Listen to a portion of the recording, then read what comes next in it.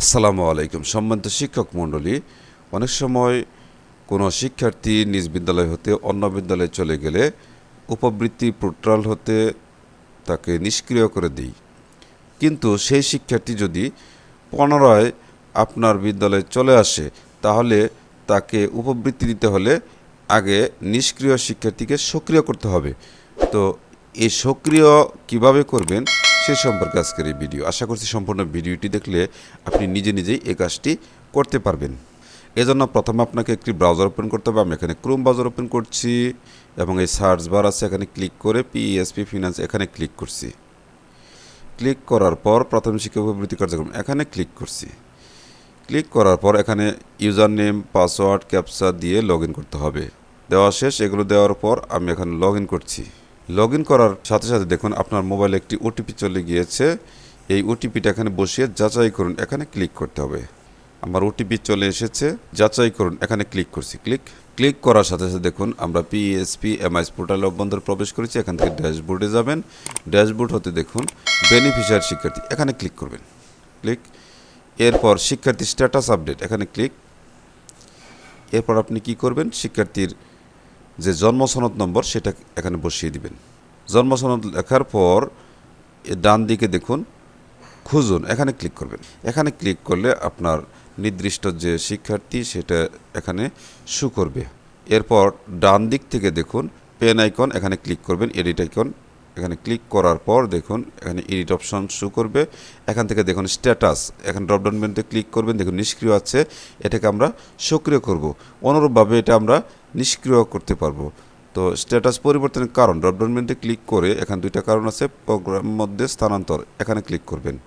এরপর দেখুন ডান দিকে আছে নিষ্ক্রিয়তা মন্তব্য, এখানে আপনার একটা মন্তব্য লিখে দিতে হবে, কেন এটা আপনাকে সক্রিয় বা নিষ্ক্রিয় করলেন। দেওয়ার পর এই যে আপডেট, এখানে ক্লিক করবেন। দেখুন সাকসেসফুল। ক্লিক করার সাথে সাথে এটা অটোমেটিক চলে গিয়েছে। এটা আর আপনাকে আর কিচ্ছু করতে হবে না। কর্তৃপক্ষ এটা অনুমোদন করলে এটা সক্রিয় হয়ে আসবে। আচ্ছা, এখন আমরা দেখব এটা কোথায় আছে, কি অবস্থায় আছে। শিক্ষার্থী প্রোফাইল, এখানে আমরা কি ক্লিক করব।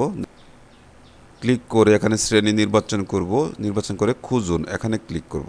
দেখুন এই যে এই শিক্ষার্থী আমরা সক্রিয় করার জন্য আবেদন করেছি। দেখুন এটা লেখা আছে অন্তর্বর্তী, অর্থাৎ এটা পেন্ডিং আছে, এখনও অনুমোদন হয়নি। অনুমোদন হলে এটা এখানে সক্রিয় দেখাবে। তো এভাবে আপনি নিষ্ক্রিয় শিক্ষার্থীকে সক্রিয় করতে পারবেন। সম্বন্ধে শিক্ষক মণ্ডলী, সক্রিয় হয়ে অনুমোদিত হওয়ার পর এটা আপনি শ্রেণী হালনাগাদ অপশানে পাবেন। সেখান থেকে আপনি শ্রেণী হালনাগাদ করে ক্লাস্টারে পাঠাবেন। তো কিভাবে শ্রেণী হালনাগাদ করে ক্লাস্টারে পাঠাবেন সেই প্রক্রিয়াটি আমি এখন দেখাচ্ছি।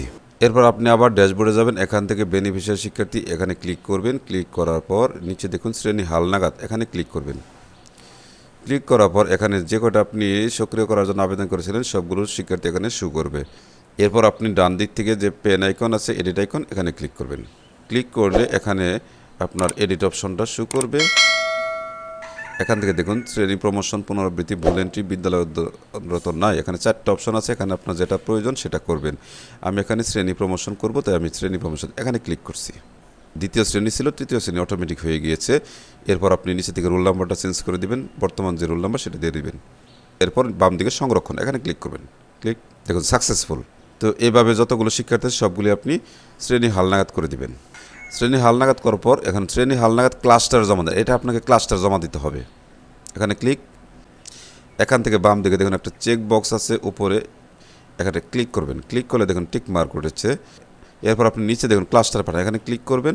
ক্লিক করার পর এখানে হাতে ক্লিক করবেন। দেখুন সাকসেসফুল। শ্রেণী হালনাগাদ ক্লাস্টার জমাদান সম্পন্ন হলো। এটা ক্লাস্টার অফিসার অনুমোদন করবেন। অনুমোদন করলে এই নিচে থেকে আপনারা অনুমোদন দেখতে পারবেন। এভাবে নিষ্ক্রিয় শিক্ষার্থীকে সক্রিয়করণ করার পর সেটি অনুমোদন হলে সেটা আপনি শ্রেণী হালনাগাদ করে পাঠাতে পারবেন। এরপর চাহিদা অপশন উন্মুক্ত হলে চাহিদা প্রদান করতে পারবেন। আশা করি বুঝতে পেরেছেন। ভিডিওটি যদি একটু হেল্পফুল হয়ে থাকে তাহলে অবশ্যই একটি সাবস্ক্রাইব করবেন। এই আশাবাদ ব্যক্ত করে আজকের মতো এখানেই শেষ করছি। আল্লাহ হাফেজ।